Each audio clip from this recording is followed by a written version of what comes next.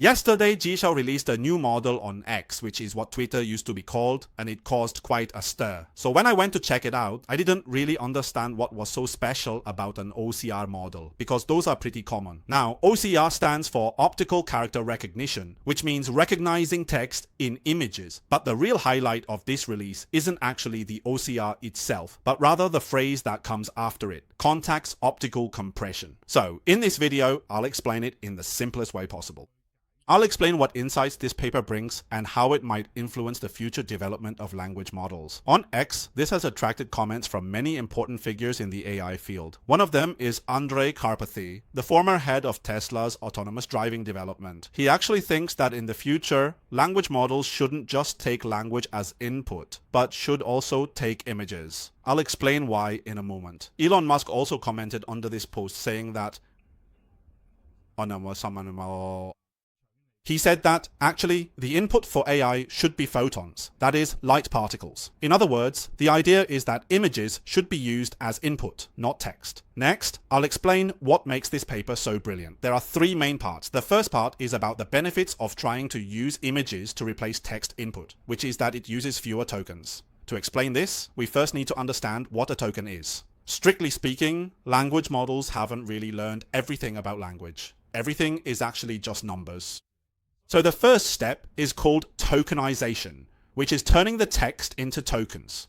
Let me give you an example. If I input I love dog, you'll see that I love dog is converted into 3 tokens. The first token is I, the second token is space plus love, and the third token is space plus dog. Each token has its own token ID, and this token ID will also be used later on.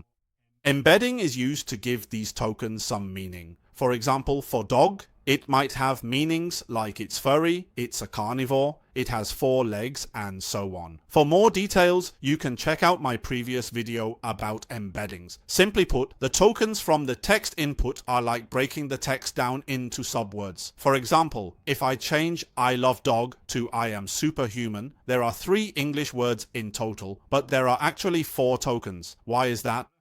Because super and human are split into 2 tokens. So, a token usually refers to a subword. For image tokens, it's like slicing a picture into pieces. So each part of the image becomes an image token. Even when inputting audio, it will also be converted into tokens. For example, audio tokens might be created by splitting the sound into segments. Like every 0.1 second of audio counts as 1 token. Alright, now you understand that when we use ChatGPT, whether we're typing or dragging and dropping something, or want to input something, or when we use voice to ask it questions, it all gets converted into something called tokens. In the DeepSeek-OCR paper, they did a very interesting experiment. If you take the usual text tokens, say there are 1,000 words, and then convert them into pixels, meaning image tokens, you end up with only 100 tokens, which is 10 times fewer. So, how much of the text can still be recognized? In this test, when text is converted into visual tokens, what happens to the accuracy? It retains about 90%. If you go even more extreme, say the original text tokens are around 1,200 and you compress them into 64 tokens, that's nearly a 20-fold compression. Then, the accuracy of the text recognition still remains at about 60%. This experiment has inspired a lot of people. Whenever we use any AI tool in our daily lives, we're always limited by the token limit. For example, if your PDF contains 100 pages of content and you drag this PDF into ChatPDF, you'll exceed the limit because it can't fit that much content. But through this experiment, we found that it's possible to compress 1 million text tokens by 10 times and still retain over 90% accuracy. By the way, I saw a comment on X saying that actually Google has been using this technology for a long time, they just haven't published a paper on it. So I decided to give it a try myself. Now, let's try copying this chunk of text and pasting it into Google AI Studio. Not many people know this, but it actually shows you in real time how many tokens this chunk of text uses. As you can see here, the text just now used 778 tokens. Now I'm going to try turning this text into an image. Similarly, I'll paste it here onto air. Here, you'll notice the number of tokens is much lower, just 259 tokens. But is its accuracy high or not? Now, I'll tell it to extract all text. And then I'll copy this text and do a simple comparison. At first glance, apart from some punctuation errors, the text itself is 100% completely accurate. Let me add a note here. What I just showed was only a demonstration, just to give everyone a general idea of how it actually works. In real operation, it doesn't actually store that JPG. Now, coming back here, you already understand what a token is and how it compresses text through images. This is the basic principle. So, moving on, why does this particular method attract the interest of Angel Cup, making them believe that future large language models, or LLMs, might even require purely image-based input? As mentioned before, one of the main limitations of language models is the context window, which restricts how much information can be processed at any given time. So, what actually happens in practice? When you input a prompt and the language model responds, and then you input a second prompt, it actually accumulates the previous conversation and re-inputs it into the model again, essentially repeating the entire context. Now, this gray area here represents its context window. So, when you keep having a conversation with it, for example, if you previously uploaded a PDF and that PDF already takes up a lot of tokens, when you continue chatting with it, the language model has a drawback. It won't tell you, oh, I've run out of memory. Sometimes it'll just keep talking to you, but it will start to hallucinate, meaning it starts making things up. So, once you exceed that context window, there's a high chance that it will start losing track of your previous conversations. So, in that critique, it mentions that in the future, we might achieve an infinite context window. The principle behind this is that there's a possibility to periodically compress some of the historical conversations using images.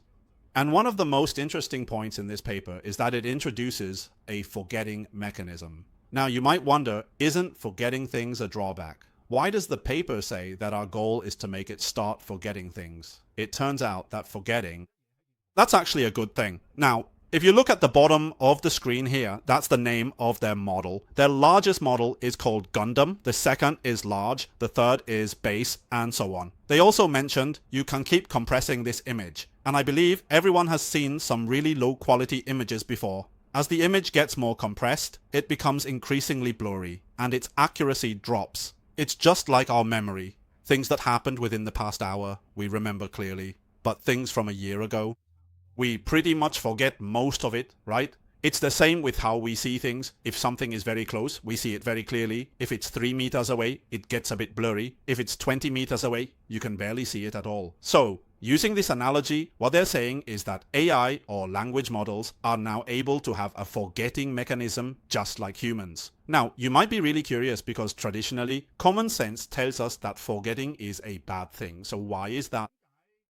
This paper emphasizes the importance of achieving this forgetting mechanism, and there are two main points here. The first one, as mentioned before, is that through compression, the model uses fewer tokens. When it uses fewer tokens, it then has the capacity to take in new knowledge. So, in modern cognitive psychology, it turns out that forgetting is an active process. That is, our brains need to actively forget things. And this act of forgetting can help us extract abstract concepts from our experiences. In the field of AI, there's a term for this called generalization. For example, when a child is learning about different animals and looks at many pictures, they might try very hard to remember how many claws a lion has, how many claws an ostrich has, how many claws a dog has, and what kind of fur different animals have.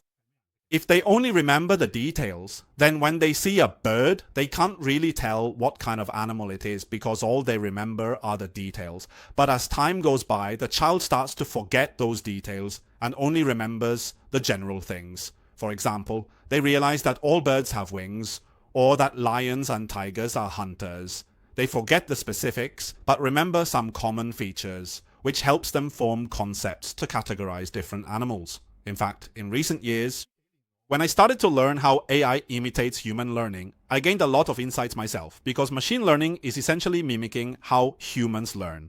If you want machines to be intelligent, you first have to understand how humans develop intelligence. This paper reminded me of when I was a kid watching TV, watching the Heaven Sword and Dragon Saber. There was a master, Zhang Sanfeng, who taught Zhang Wuji how to use the Taiji sword. After Zhang Sanfeng demonstrated the sword technique, he asked Zhang Wuji, "Did you forget it?" Zhang Wuji replied, "I forgot."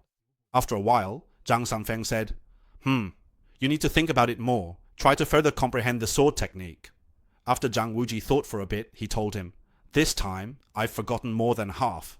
Then, Zhang Sanfeng demonstrated the sword again, but this time with a different technique. He happily asked, "How much did you forget this time?" Zhang Wuji replied, "This time, I've forgotten everything." Zhang Sanfeng praised him, saying, "Not bad, you forgot quickly. Looking back now, I can understand even better how finance works." When it comes to learning, in recent years, we've heard a term used to describe some people: high scores, low ability. It means they're really good at exams because they're great at memorizing things, but when they enter society and start working, they just can't do the job. Actually, this describes their lack of the ability to apply what they've learned. In other words, when studying, they only memorize what's in the books, but don't know how to use or adapt that knowledge flexibly in the real world. It's like the saying, seeing the trees, but not the forest. To sum up, this paper brings...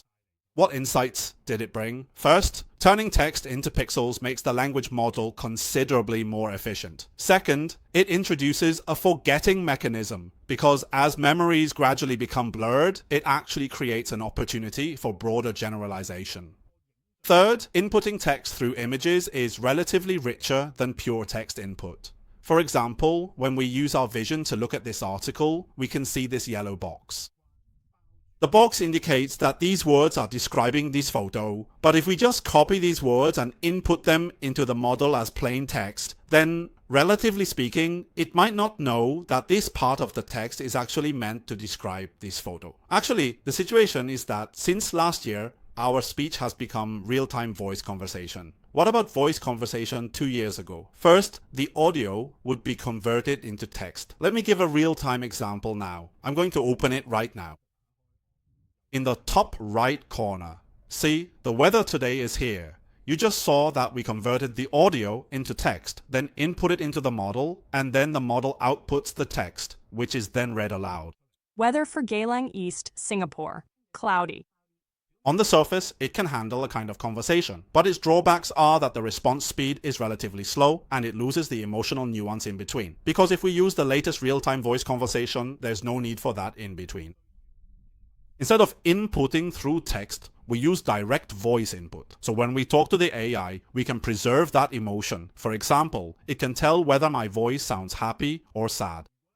In the same way, if we now use images as input instead of text, the input can also become much richer. For example, it can see that the arrow in the middle of this article is red. It can recognize what is a headline, what is italicized text, and so on. Lastly, my book, AI as King, is expected to be available in major bookstores in November. Also, there will be 2 workshops in November. If you want to know more details, feel free to click the link below the video. Why say goodbye again?